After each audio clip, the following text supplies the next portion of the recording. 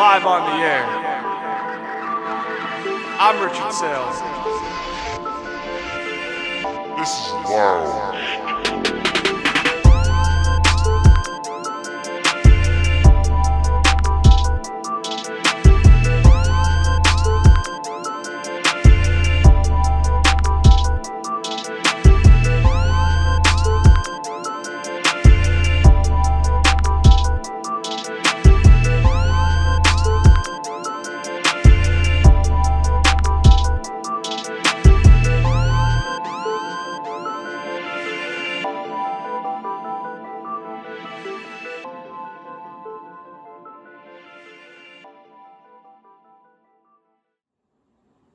Hello, welcome back to another episode of Lounge Time. I'm your host, Rich Saile, and today we have a lot of NFL action, plus college football playoff bracket was revealed yesterday afternoon.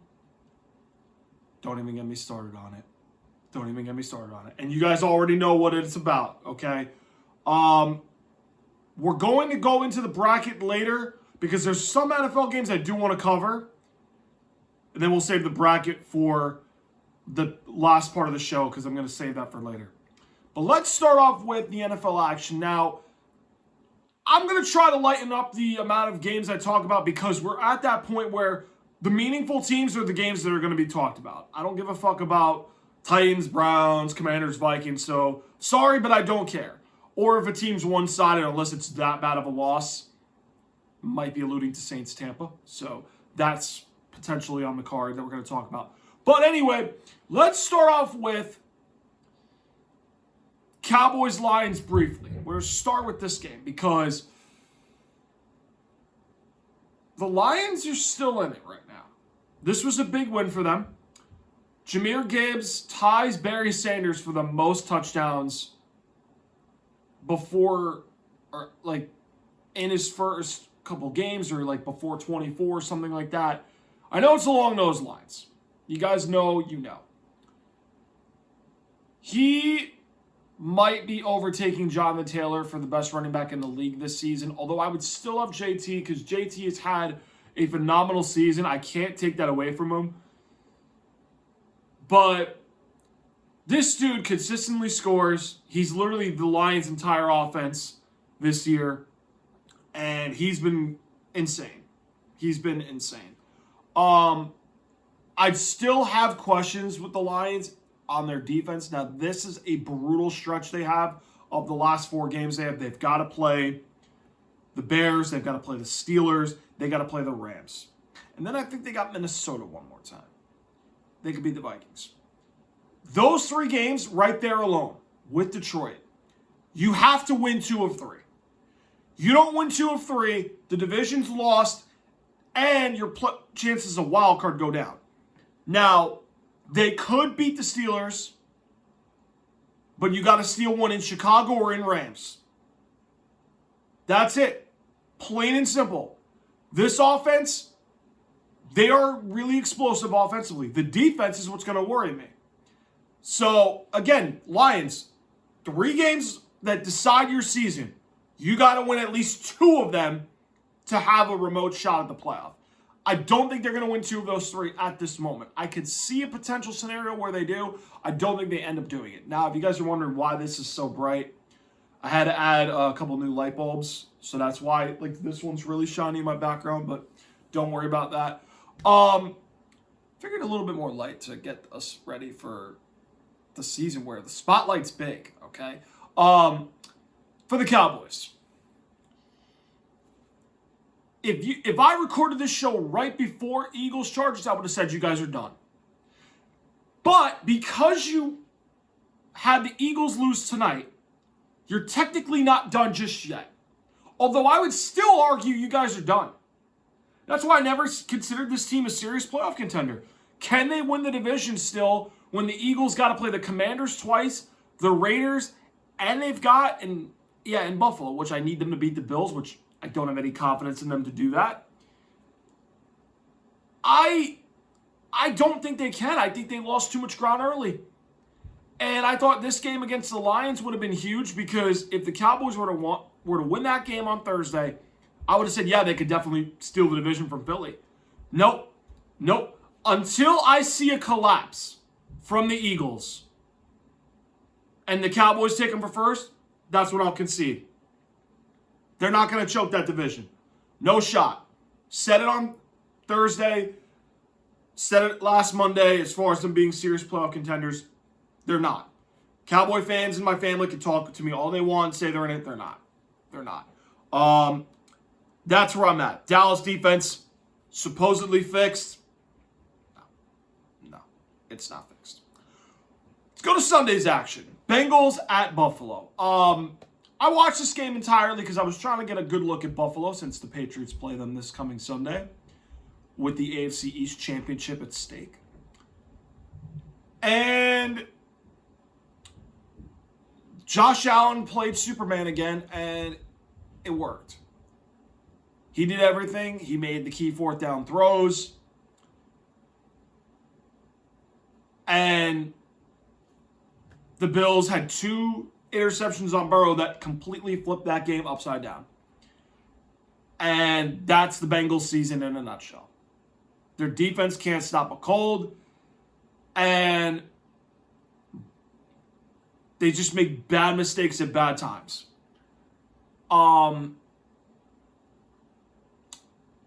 do think that Buffalo established themselves as one of the top 3 teams in the AFC. There's a reason, guys, I did not rule them out. This was why. Because if you see that defense start to get takeaways and Josh Allen plays nearly perfect, and trust me, guys, I have seen this man have 2 perfect games on us without punting in 2 games in 2021. And this is the only thing that I'm getting a little worried about. It's deja vu of 21 again because we were on this crazy hot streak. We beat the Bills in Buffalo early in the year. And then we come off the bye and we look flat. We lose 21 to the Colts in Colts. It was a Saturday game. And how do I know this? Because I was busy watching the Tobey Maguire Spider-Man movies. Because one of my friends wanted to kind of prep me for No Way Home. Yes, I'm a Marvel movie nerd. Back to the subject at hand. So the Colts was the first game we lost that year, Saturday night. Then it was the Bills. And that was the first game Josh Allen didn't have a fucking punt against us. And then it led to the wild card game in Buffalo where the man literally had a fucking perfect game. And Bill got exposed. This man, I know what's going to happen. This is the guy he is. He will fucking run through people. He will make insane throws that we know he can make. He will not be fucking broken down as far as taking him down for a sack. The guy literally, I don't even know if Superman is the right word. I mean, I'm trying to think, man, because I don't want to say the Hulk because he's not like jacked, but damn, dude, this dude don't fucking go down. Nobody sacks this guy. It's like you can't bring this dude down. It's like going against a tank. But he's like a passing tank. A guy that can throw, but he can run through you, and you can't bring the dude down. So he's just insane. You know what I'm going to actually call him, and my friends are going to get a kick out of this, my gaming friends. You know what he is? He's a Fortnite Mac. He's a Fortnite Mac. Literally OP. He can do everything. He can run through people. He can throw on the run and make insane throws on the run. He can throw from the pocket. He can find a lane and run through it. The guy literally is a Fortnite Mac. Not even joking. So, he played awesome. Give him credit where it's due. Still one of the top 5 quarterbacks in the league. You could argue top 3. I would probably say top 3 now. To the Bengals side of things. This was the first game the Bengals lost since December of last year when Joe Burrow started. Think about that for a second. The first game the Bengals lost since December of last year with Joe Burrow. Crazy to think about. That defense, that wasn't fixed. They had 2 good games against New England that they started off great and then they hung around but still gave up plays. The Ravens, they blitzed Lamar Jackson and Lamar Jackson looked like shit. Fool me once, shame on me. Fool me twice. Finish your sentence. Knew this defense wasn't fixed. They're a joke. This team has serious problems. And I'm going to say one more thing to Bills Mafia. We're really looking at a playoff picture without Patrick Mahomes, without Joe Burrow, and without Lamar Jackson. Your kryptonite's gone. There is no better time for you guys to go get your Super Bowl than right now. Now, will you? Non-biasedly, you have a really good shot. But I don't want to hear any excuse this year for why they don't win it. I don't want to hear it. Because everything is finally aligning in your direction. Mahomes out. Lamar out. Burrow out. All the legit quarterbacks you've had to go up against the last 5 years, all out. Josh is the only proven veteran right now that can make a playoff run. All these guys are either newbies or have very little playoff experience. No excuse. No excuse. You should be the team that comes out of the AFC. Should be. Now, will you? I don't know. I mean, you know what? I want to wait until we get to a particular team because I got to save it for somebody that's waiting. Okay? But the Bengals, look, the same problems as last season are coming back again. And the Ferris wheel has finally finished. And you're not winning the North. You're not making a wild card. And Joe Burrow is now this era's Dan Marino. Made the Super Bowl a second year, and it feels like every year they're declining, and they'll never get out of that hole. Chase, they gave money to. T. Higgins franchise tag. You got to let Trey Hendrickson go. Okay, your offensive line, brutal. Your defense, is there a worse word than dog shit or horse shit? That's how bad they are. Okay? They're horrible. So, they're out. They're not doing anything. Say goodbye. Saints Tampa. I want to go over this. What in the hell is going on in Tampa? What in the hell is going on? I know this game was raining because it was raining in Jacksonville. But you really let Tyler Shaw go off on you? Tampa? Todd Bowles? Really? What the hell's going on with y'all? This is a joke. I mean, Chris Godwin had fucking 11 fantasy points or 10.5 fantasy points. Am I reading this right? On my fantasy league? What the hell's going on? I mean, 24 points to the Saints?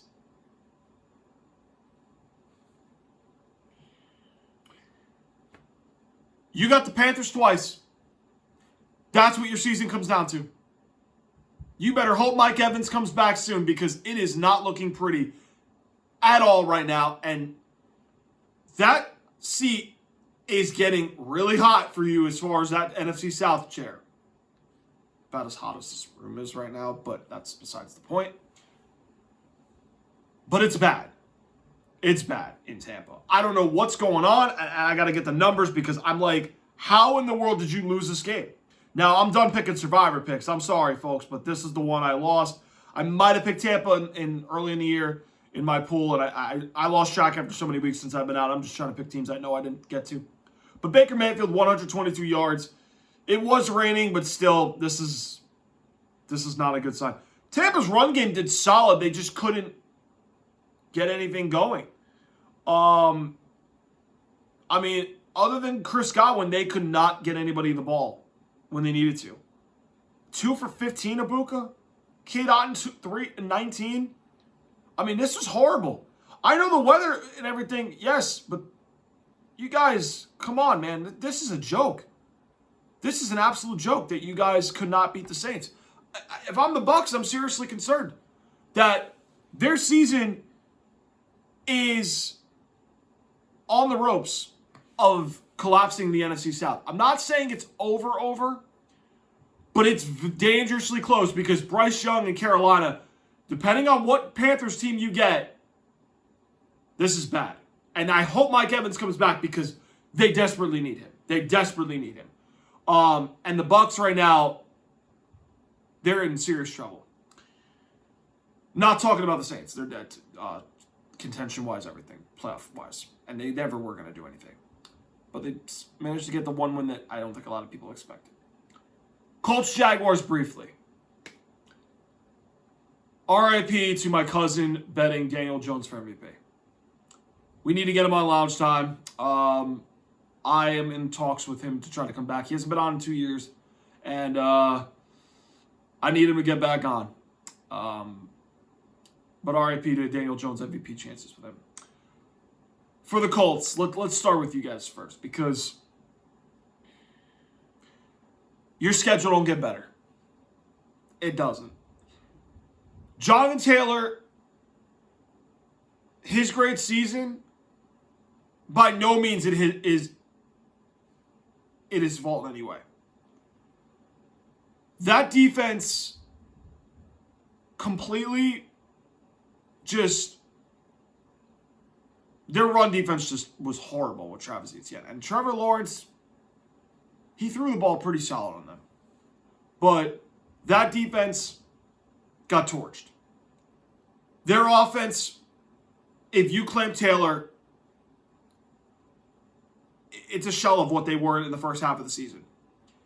And that Chiefs game, when I really look at it, was basically the flip of that season. I could argue even Atlanta before the bye, where I looked at Atlanta and they looked very shaky even when they got Gardner. And I'm like, the 2 first-round picks might not be it. And I seriously wonder what we're going to do with the Colts, the way we look at them. Because their defense is now getting shredded in the run game. Etienne had 2 touchdowns, 74 yards on the ground. Trevor Lawrence threw for nearly 250 and 2 touchdowns. The Colts might be finished, guys. Because this offense is not going to do well with Riley Leonard. It's not. Especially Anthony Richardson now on IR because of some weird accident that happened. And Anthony Richardson honestly looks like a bust that Chris Ballard drafted at 3rd overall. I want to say we're going on now 3 years. And Chris Ballard, he might be done in Indianapolis. Somebody's going to take the fault for what happened. They're on the verge of being the first team this century to start 8-2 and not make the playoffs. And I don't think it's Shane Steichen's fault. I think we have to look at Chris Ballard and be like, all right, you swung and missed on Carson Wentz and Matt Ryan for veterans. Still came up short in the playoffs. Matt Ryan, that was a horrible year. You draft Anthony Richardson, and he is not panned out at all to be a franchise quarterback. You get Daniel Jones. Unfortunately, that freak injury happened with the fractured fibula, and now he tore his Achilles, so they're done.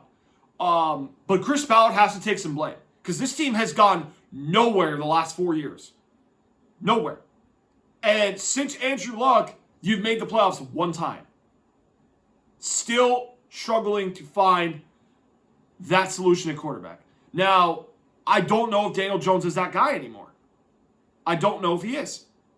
But Jonathan Taylor, he's had great seasons, and they've wasted it. 21, and now this year. Disappointing. Now to Jacksonville. They're quietly playing good football lately. They're quietly playing good football. They can run the ball.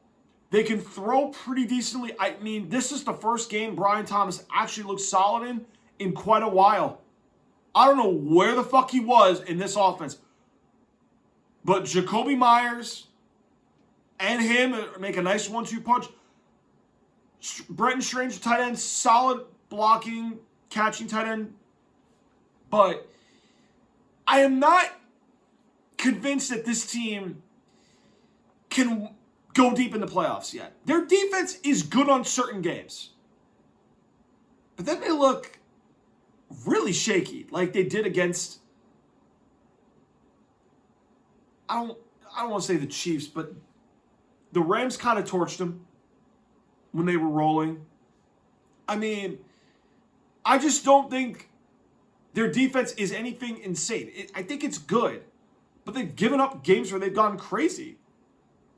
And the Colts are just, they're like the Titanic. They're sinking. So, and I said, and again, I had no guts to do this. I should have done this. I'm mad at myself. Them and the Texans I loved as the dogs, and I said on guarantees, I loved them. They both hit. But 4 in a row, the Jaguars have won 5 of 6, and really, the Rams and the Texans went wild, and the Bengals when Burrow was rolling. That's the two teams, the Rams and the Texans, who are arguably 2 of the hottest teams right now in football. No shame in that. But again, the Jaguars defense, they're going to make the playoffs, whether they win the division likely or host a wild card. I don't know, but I am praying the Texans get them first round because I would take the Texans to beat them. But that would be a sneaky good game. I think they would match up pretty well, honestly. Let's go to Steelers-Ravens, briefly.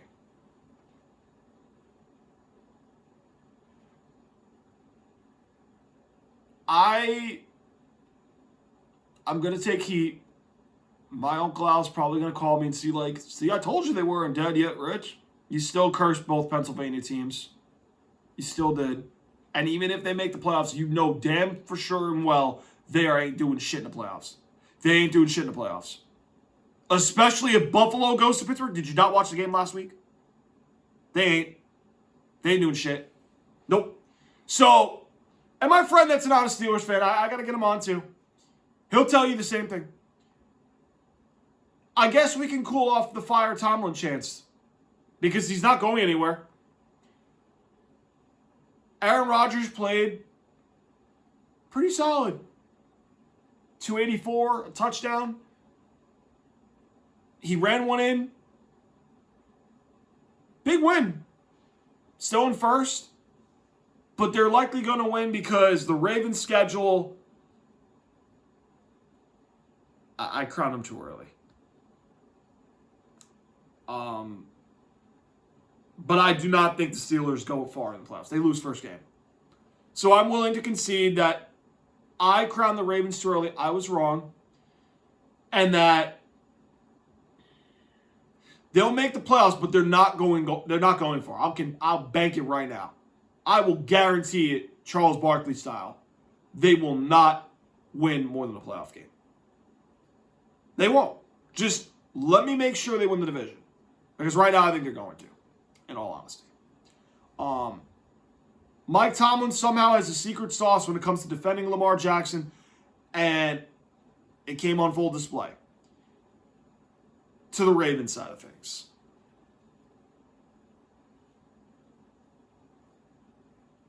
John Harbaugh, your days are numbered as being the Ravens head coach. This team has, forget the Super Bowl window, it's closed.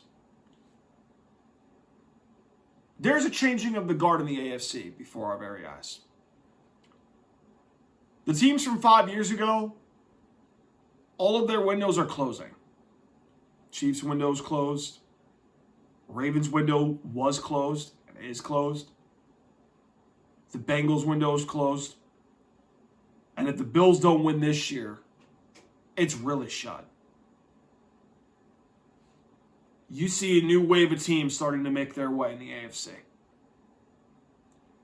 And I don't think this team's ever going to win a Super Bowl with Lamar Jackson. I've said it for years. I don't think they ever will. Even though I've rooted for him 2 years ago and he came up really, really shit. Since you went to analytics, John Harbaugh, you've blown countless blown leads that I never would have guessed you, of all teams, would have blown these games. You've lost to teams that I never would have expected you to lose. You've blown leads in the last 4 years to teams I never would have thought you blow a lead to, but analytics gets in your damn head too much, and it ruins your football team. It's completely ruins your football team. And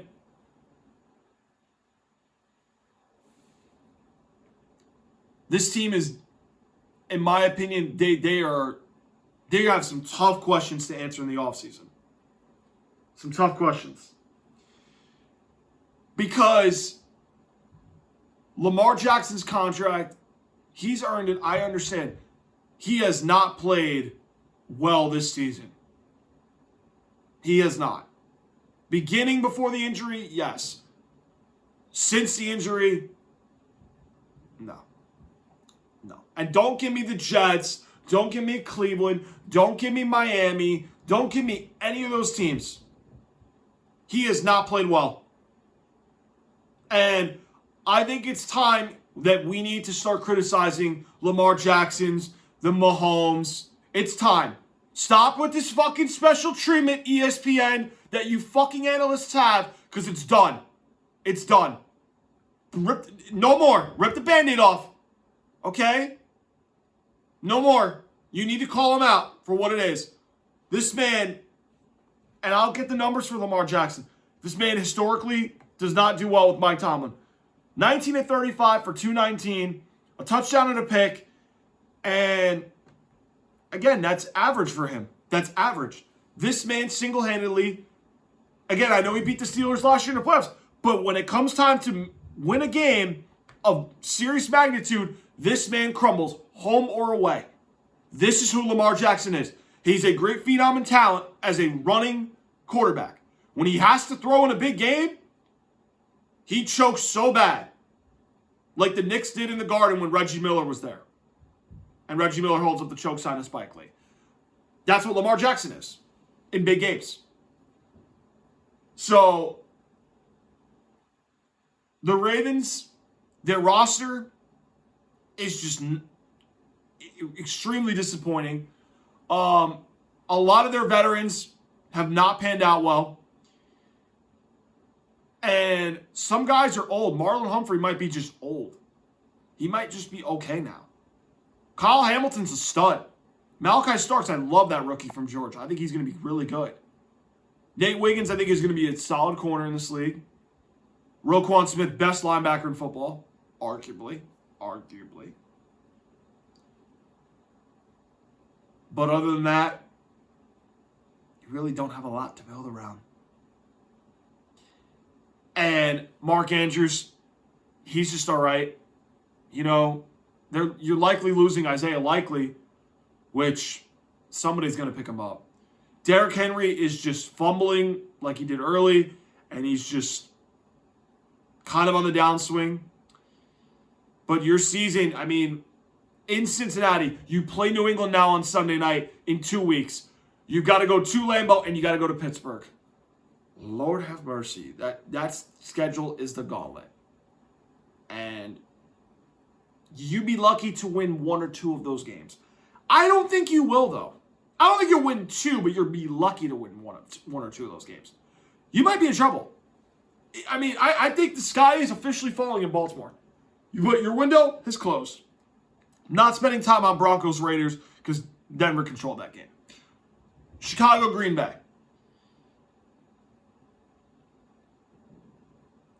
I thought the first half, Caleb Williams did not play well. I don't think he did. And then the second half, he showed glimpses of why he was the number 1 pick at times. But I feel like that play call people said worked on 4th and 1 to end the game. I don't blame Ben Johnson at all for the call. I think Caleb just missed the wrong guy. But you do not throw that ball. You do not throw that ball unless you have the perfect touch to get it up and over the safety. And get it in the back of the end zone. Now, Tom Brady was saying on the broadcast that Ben Johnson would have gone for 2 for the win. I would have not faulted him for that, by the way. As I did not fault Sean McVay in Week 5 when they lost to the Niners on that 4th and 1. I would have not faulted him for that. But I do think Caleb Williams, I said last week, the reason the Bears are winning is because of that running game.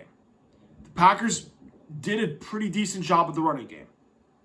4.3 yards per carry, did no touchdowns, right?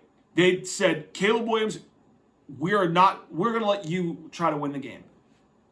And what did I say last week? When he has to go win the game, he doesn't always do it. And I just think, again, I don't think teams are scared of Caleb Williams to go win the game at this point in his career. Because Caleb Williams, honestly, is the game manager. Now, Luther Burden had a pretty solid game, the rookie from Missouri. Komet had a 2 nice catches. Duvernay had a 24-yard catch. The dime to Zacchaeus, and then the other touchdown to Loveland. They've got playmakers, but their whole engine is their run game. You stop the run and force Caleb to win and make some throws. Green Bay was like, we're not scared of you, Caleb Williams. We're going to let you win the game because we know you're going to turn it over. We know you're going to try to force a ball, thread the needle in a really, really bad window, and pick like he did last play of the game. So I really do think that Caleb Williams, he's making slow steps. And Ben Johnson's done a hell of a job with this team. I don't buy them as a serious contender in the NFC. I don't. I do not. I like Dennis Allen as a defensive coordinator. I do. I think they have guys, but they got 1 sack, and C.J. Gardner-Johnson had 1 pick early in the game, and that was their only takeaway that they really didn't capitalize much off of. Green Bay. Finally getting in a groove. That Carolina loss really woke your ass up and made you do some deep soul searching because you guys now have won 3 in a row. You're the team that I was saying in the beginning of the year could win it all based on that defense and the way it's playing. And if Jordan Love finds his rhythm. Well, Christian Watson's going off now. And if they ever get Jaden Reed going and some of these other young guys like Romeo Doubs, Matthew Golden, Jacobs run the ball really well like he is. This is an offense that, again, can win games. But that defense, they have glimpses where they play really, really well. And Jeff Hafley should get his flowers because he's done a really good job with this defense. Now, Mike has helped a lot because he's the guy that everybody's keying on, while guys like Rashawn Gary, Lucas Van Ness, Devontae Wyatt, Slayton, those other guys, they can go stop the run or get after the quarterback and win one-on-ones. Young secondary's making some plays. That's the defense that I expected at the beginning of the year. Now, they haven't quite got to that level good like they were the first 2-3 weeks of the year. But I'm seeing little signs where you can count them back in the top half of the NFC. I didn't rule them out. I was getting concerned with the level of inconsistency. And I do think that if they continue like they are playing now and like I saw them in the beginning of the year and I know to their capability, this team can absolutely win the NFC. They're the one true threat to the Rams outside of Seattle. I would put Seattle and Green Bay 1A, 1B, the best challengers and threats to the Rams to win the NFC. Right now. Because Seattle's got a defense that slowed Stafford down and played really tough. Sam Darnold just needs to learn how to manage the game and not be the one to cost his team the game. Green Bay, it's kind of like that with Jordan Love. But again, Jacobs is their bell cow, and Jordan Love's kind of in that boat. But we've seen Jordan Love win playoff games. We have not seen Sam Darnold do that with a very elite defense around him and pretty solid offensive weapons around him too. Jordan Love has those pieces, and he's won in Dallas before. He almost beat the Niners in Frisco 2 years ago. Eagles last year didn't play well. Well, because we've seen Jordan Love do it, now he's got to go do it now. And he's got the talent to do so. He also has to grow up at times, which I've said on this show as well. And I do think, again, if he can do that, the Packers have an absolutely great shot to win the NFC. Now they're first in the North, which, because those 2 wins in Lions and home to Chicago, flip that division upside down. Now the Bears are on the outside looking in, and the Lions are 1 game behind them. And they got to play Chicago a week from this Saturday. A week from this Saturday, they got to go to Chicago on a Saturday night game. That's big for the North. So, Green Bay, to stay hot, that defense got to keep playing lights out the way they've been doing. And that offense just got to continue to make strides of consistency, and this team's going to be all right. For Chicago, I don't consider them a serious challenger in the NFC. I think that they're making good signs, but they can't beat the big boys. And if you can't beat the big boys, you're going home in the first game you play in the playoffs. Or you might be out. But 4 weeks. And again, got some games they got to figure this out. Now, to the final 2 games I'm going to talk about. And then we're going to get to the playoff bracket. And then we're calling it a show. I'm tired. And I'm toughing this out for you boys because I have to talk about this.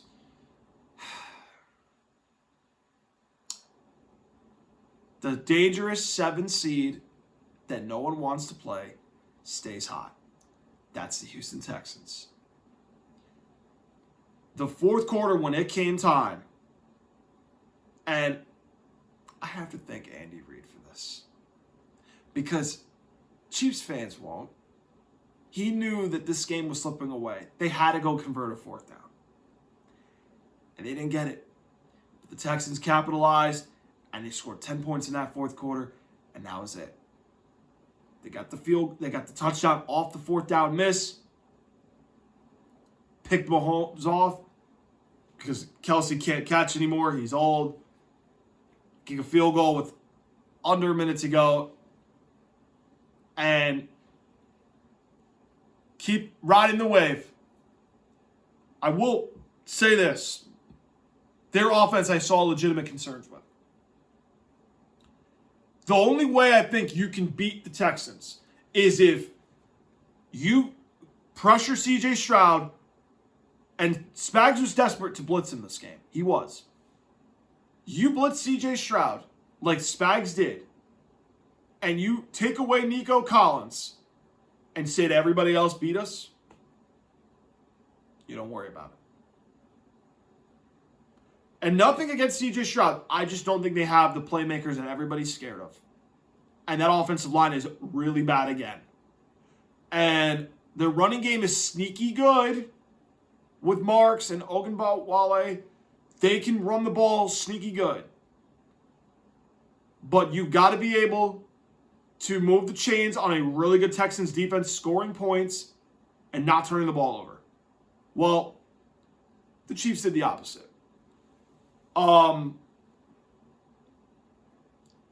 I still think they're the most dangerous team. Now, I'm hoping they get the 6th seed because I don't want New England to have to play them in the first playoff game in case the event happens where they don't get the 2 seed. So I'm hoping they beat the Chargers in Week 16 to get the 6th seed, and they have to go to Jacksonville, which I'd rather have them play Jacksonville. And then the likelihood scenario would be that the Chargers end up being the 7, where they have to travel all the way to New England, and I'm not worried about Justin Herbert in the playoffs if I end up getting the 2 seed. Now, the Texans, again, they got a nice schedule that's going to be favorable, and they'll be fine. They'll be cooking with no problem. They're going to be the hottest team in the playoffs, and they're going to be the team no one wants to play. That's why I'm hoping they get the 6th seed, so they're going to be all right. With that offensive line, playmakers concern me outside of Nico Collins, and I feel like, again, if you take away Collins and you pressure C.J. Stroud and get him to turn the ball over, you kind of know how to beat them in a way, and that's where the offense comes into play. Can you score points, and can you keep converting on 3rd down? That's what you have to do, which is what the Kansas City Chiefs did not do. Now, to the Chiefs bandwagons. Tonight was it. Tonight was it. You're done. You're absolutely done. The Chargers winning not only stuck a fork in you making a wild card, you're going to have Mahomes miss the playoffs in his prime. Something that Tom Brady never had at this point in his age 30 season. You know what Tom Brady was doing at this point? 50 touchdown passes, an undefeated regular season, league MVP, and went to a Super Bowl. Granted, lost on one series that was by a drop pick away and a helmet catch from pulling off the greatest season ever. Meanwhile, Patrick Mahomes, ladies and gentlemen, is missing the playoffs in what is supposed to be the prime of his career. It's not. He has regressed since 2 years ago. And it's been going slowly fast the last 2 years. And then it's just absolutely dropped this year. And what have I said to you guys? There is a period among great quarterbacks where your production and play dips when you hit a certain age. And it's your early 30s. Because the window of opportunity is closing. Travis Kelce, it's time to retire. You coming back looks pretty bad. I know you didn't want to go out the way that you did. You're kind of going out worse now than you did in the Super Bowl. You kind of are.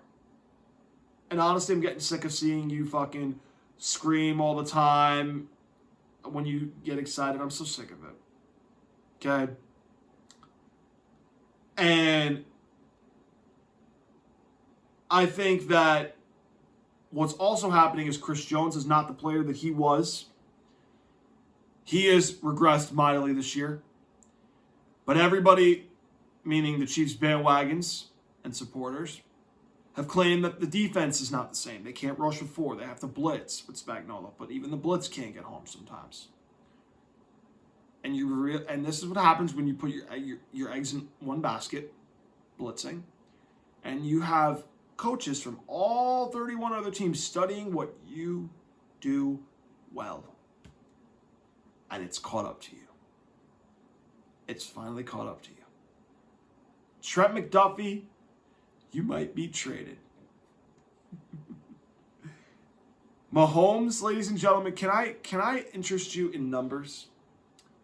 14 of 33 for 160 yards and 3 interceptions. In a game that the chips are on the table, fate of the universe, you have one game for your life to go win you a big game to save your life. And that's the stat line you put up at home. You had your own fans. You had your own fans leaving with 5 minutes to go, down 7. Look it up. You had your own fans leaving with 5 minutes to go, down 7. You have no faith in the wannabe baby goat that the media proclaimed for the last 3 to 5, 7 years? And you leave down 7 with 5 to go.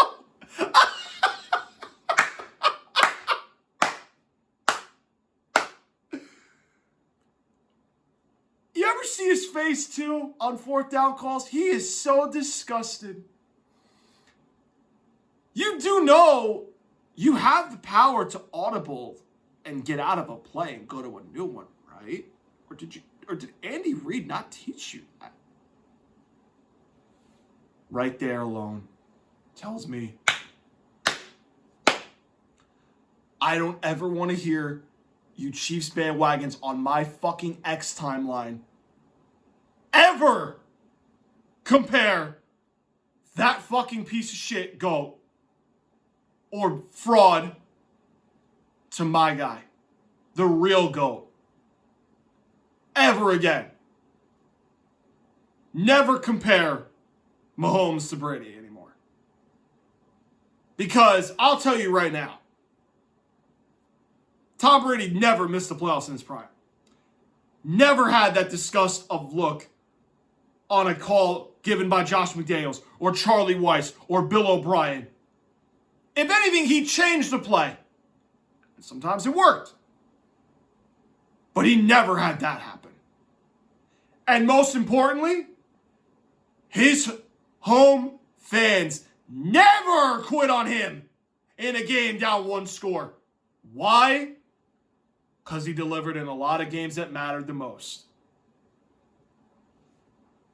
That's why I will never entertain the GOAT conversation on this show anymore. Ever again.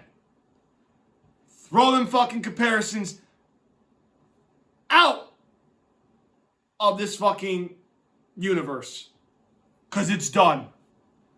It's done. Don't ever compare Patrick Mahomes to my GOAT Tom Brady. Ever again. You bandwagons, stick a fork in it. Piss in their graves. It's done. You are fucking DONE.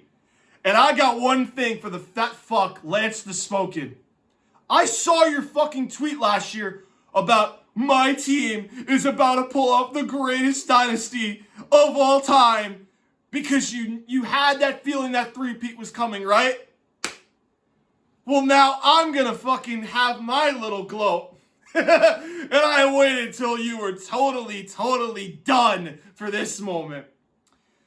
My New England Patriots, after 2 horrible years, after 4 of the last 5 years being absolutely a clown show, with a carousel of terrible offensive coordinators, an old coach that could never give up his pride that the game was passing by, my New England Patriots are about to pull off the greatest rebirth to the dynasty that was once dead, that is now coming back into full swing.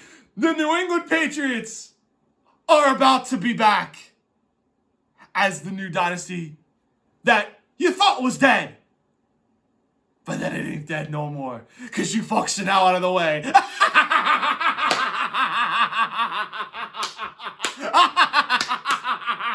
Fuck you, Chiefs bandwagons. It's my turn to gloat, because insufferable Rich is back. And I waited till you guys were totally out for this moment. You are done. You're out of my path to a Super Bowl for Drake May, and Mike Vrabel. You're out of the way.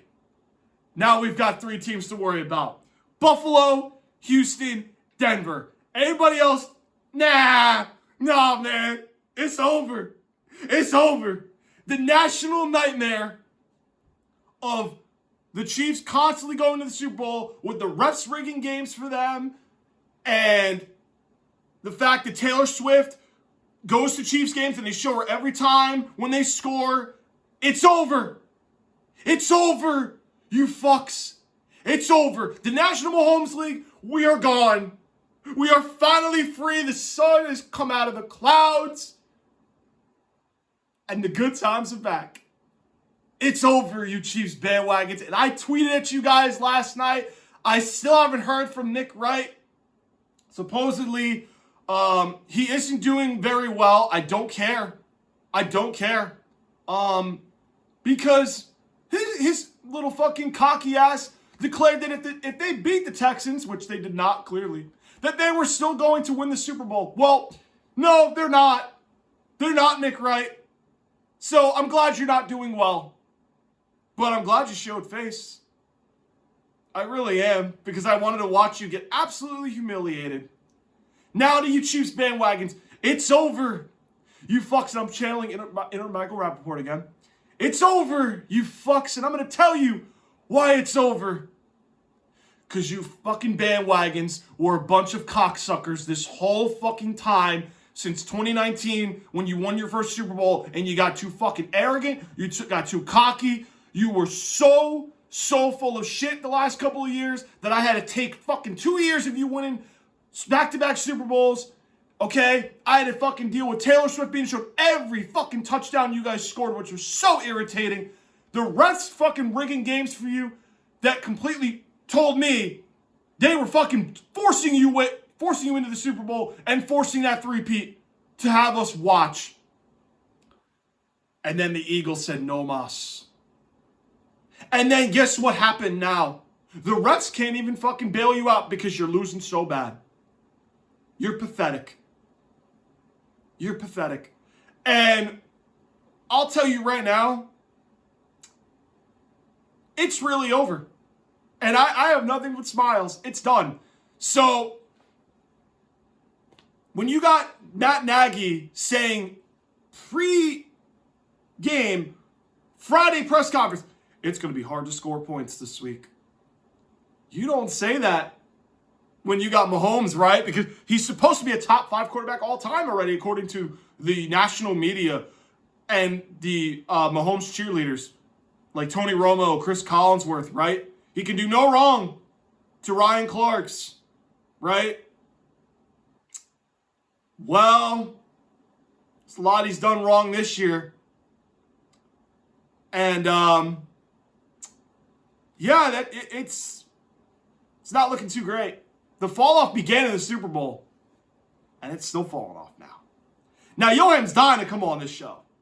He's probably going to call me tomorrow trying to book a show to come on over and just completely go off, which I need him to understand that we are trying to build a fan base. I don't want him saying anything that will ruin this show because we have a good thing going, 4 years, right? But now, the good times are ahead. My New England Patriots have a very nice path to win the AFC, and the Chiefs are out of the way. And you know what my final message is to you Chief bandwagons? Book them Cancun trips. Get the fuck out of my fucking show. And I'm not talking about you fucking fucks until August. And you better not be gassing up your fucking team, bandwagons. You better not be gassing up your fucking team in August. I don't want to hear shit. But I'll talk to you bandwagons again in August when we see exactly how you do. But there's a lot of decisions. You could say you could fire Andy Reid. It ain't going to happen. Okay?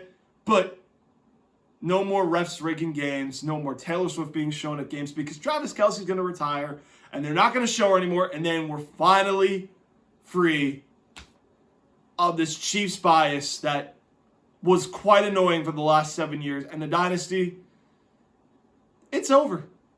It's over. And it's great. So, meanwhile, Chiefs bandwagons, you better enjoy this New England Patriots rebirth with Drake, May, and Mike Vrabel. Because that's what's coming back now. You hear that, Lance the Smoking, you fat fuck? You hear that, Brad Henson Productions? You hear that, Chiefs bandwagons, Lexi Osborne, you hear that? The New England Patriots rebirth. My team is about to reborn the dynasty that was once dead, that is coming back.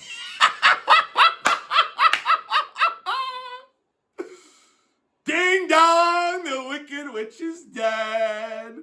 Say goodbye to the Chiefs dynasty, as we all knew.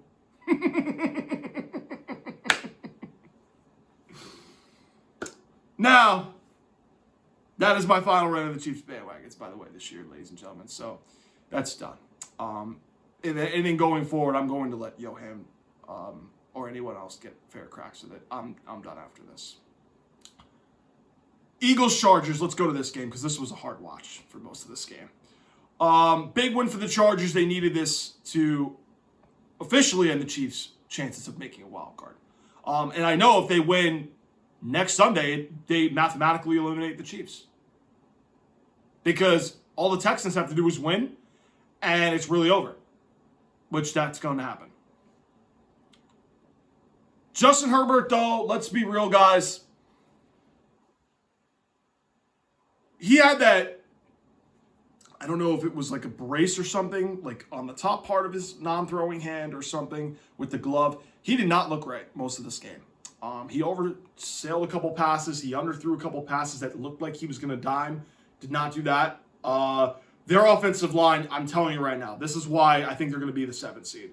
They are hanging on life support on offensive line. It is bad. That offensive line is not going anywhere. They have some serious problems. Their receivers are struggling to get open. Ladd had a problem getting open. Quentin Johnson had like 1 catch, I think that I remember, or 2. Gadsden was quiet most of the night. Trey Harris caught 1 pass. They're offensively challenged right now. And their defense is very good against the pass, but their run defense, I mean, Barkley had some runs that broke through the defense, and then they kind of clamped up once the red zone got there. And I like Jesse Minter as a coordinator, I do. But I could see this team is just hanging on, clenching to make a wild card. And they're going to get a 7 seed, but they're going to be done. They're going to be done. That's why I'm hoping they're the 7 seed, so that way, if New England does end up as a 2 seed, we could get by them without a problem and then host another home playoff game, divisional round. So, for the Eagles, I mean, guys, I told you guys last week they're 1 and done in the playoffs. I mean, the only good thing the Cowboys have is that they lost. I just don't think they're going to lose to the Raiders, Commanders twice, and I just don't see them losing 4 games out. I just don't see it. I think that Cowboys game with the Lions is basically what settled their season. Even though the Cowboys do have a very nice schedule coming up, I just don't see the Eagles losing to those teams. I don't. So, again, it begs the question, will this team be 1 and done in the playoffs? Yes. This offense is very, very bad as far as being able to score. And, again, they have moments where they look like last year's team with the running game at times. And then they have moments where they throw really good, but they can't finish drives. They stall. Jalen Hurts, you had a horrible game, man. I mean, 1 interception in your first 11 games, and then you have 5 turnovers. I never thought you would have 2 turnovers on 1 play until tonight. Well, that actually happened. So, Jalen Hurts. That was your worst game on a national stage, and the Eagles' offense, it's never getting fixed. So you could stick a fork in them as far as them making the Super Bowl in the NFC, because I think right now it is Seattle, it is Green Bay, and it's the Rams. And then in the second tier, it's probably, I would say, at the moment, I would put the Niners, because the Niners have a shot to be a team that could pull a upset. I don't know who they would get in the first round, but if they put the Niners against Philadelphia, I'd be like, I kind of like Kyle Shanahan a little bit more, even though they're banged up. Now, the Bears, they're hanging on for a little bit. Their shell of themselves, because their running game is really their engine, and if their running game gets stopped, that's that. Carolina is on the outside. They have to win the division. Tampa, they got to get healthy. I would have moved them a little bit. And I just don't think, again, that anybody worries me outside of Seattle, Green Bay, and the Rams in the NFC. Let's go to the college football playoff bracket, because I have a lot to rant about today on that. And it's really between 2 teams. I want to make it very clear. I don't have a problem with Ohio State being ranked ahead of Georgia. No problem. I don't have a problem with Ole Miss being ranked ahead of A&M. No problem there. I don't have a problem with Miami getting in and Notre Dame being out. In that way, I have a huge problem with Alabama being in over Notre Dame. That is the problem that I'm like, hell to the no. No, absolutely not. And this shit, I'm sorry, guys. Everything Disney touches turns to shit. They bought Star Wars, and that sequel turned shit, and there's not many good shows left anymore from them as far as Star Wars. Luckily, you get a Bad Batch and a Maul Shadow Lord that is good. Obi-Wan's show was not bad. Forgive me for being a movie nerd, but I'm trying to explain something. They get Marvel, and every Marvel movie since Endgame, for the most part, has been shit. Guardians 3, No Way Home, Shang-Chi, The Legend of the Ten Rings was really good. I'm missing one more, and I'm sorry I'm forgetting this. But for the most part, Marvel movies outside of Endgame have been absolutely shit. Loki was really good. That was the one show, I think. That's probably what I forgot. And I'm skeptical of Doomsday, in case if you care about my Marvel movie fandom. Not that anyone cares. It's a sports show. And now they want to ruin the college football playoff, where I'm like, they just can't help their fucking SEC bias, Alabama bias ever. Their propaganda is, well, we can punish BYU for losing their conference championship game, but we can't punish Alabama because they won in Athens earlier in the season. Well, no one's going to want to play if we take two teams that lost their conference championship games. No, that's the wrong message you're sending. No, because here's what you have to understand when picking the top 12 teams. You would take a team that has won 10 straight games, has a Heisman Trophy finalist, the best running back in the country, a team that was different the first 2 weeks of the season compared to right now, for a team that lost to its first round matchup they're playing right now at Oklahoma in Tuscaloosa. You nearly blew the game in the Iron Bowl at Auburn. When you blew that game and it came down to a 4th and 2, that Kalen DeBoer luckily made a good call that won you that game. And then you were never in that game with Georgia from the opening kick, and you put that team in?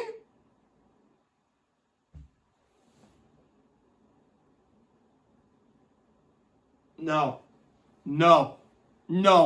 absolutely not. Oh, but Rich, conference championships won't mean anything. No one's going to want to play. No, that's not the message that you're sending. You're sending a message that even if you fucking lose 34-7, you're going to get fucking out. You lost 28-7 against Georgia. You never were in that game from jump. The eye test don't fool me. You were never in that game. Yet you put them in because you have the college football playoff. Freaking apparently, ESPN airs these games. Oh, God forbid we leave an SEC team out because we don't want to disappoint Greg Sankey. That man is ruining this fucking sport. It's a joke. These fucking people are so SEC Alabama biased, it's sickening. It is extremely sickening. To you Florida State people out there 2 years ago that were robbed of an undefeated season when Alabama got in over you, the only pushback I have for you is, do you really think you would have won that game against Michigan with a third-string quarterback? Do you really honestly believe that? Because I'll tell you with a straight face, you would have never won that game against Michigan anyway. You're going to tell me with a straight face that Notre Dame would not be a better game against Oklahoma, in Oklahoma, than Alabama would? When you already saw Alabama lose to Oklahoma in Tuscaloosa. No. That is a disgrace. That is an absolute disgrace to this sport. That it tells me, you know what? It's all about these teams that are so beloved, and this Alabama shit, fuck you Alabama bandwagons. You can suck my dick for all I care. Fuck you, bro. You guys, I hope Oklahoma beats you so the committee looks like shit. This was a disgusting choice by the committee that they left Notre Dame out and completely ignored the last 4 weeks of Alabama and how they were not even close to being a top 12 team that should have made it. Now, you're probably going to be like, well, Rich, you don't say anything about James Madison and Tulane being in?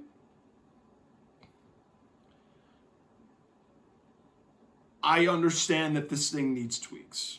I understand this. Again, by the letter of the law of the 5 highest ranked group conference champions, I understand that they have to be in. But I also think it goes another way that people don't understand too. How else are these G5 supposed to prove themselves when all the big boys want to schedule teams for easy wins now going forward? These G5 teams can't get tested against a Power 4 team because these Power 4 teams are scared to lose now. Texas is fucking already looking to not schedule anybody tough because they know it's all about who wins the most games now to get in. Nobody wants to play any tough competition, which is why I fear the sport is in serious danger because all these non-conference games, we're never going to get any high-profile games, and I'm going to be like, I don't know if I want to watch college football the first 4 weeks of the season until we get into conference play. How else are these G5 teams supposed to prove that they're good if no big boys are going to schedule them to see if they can compete?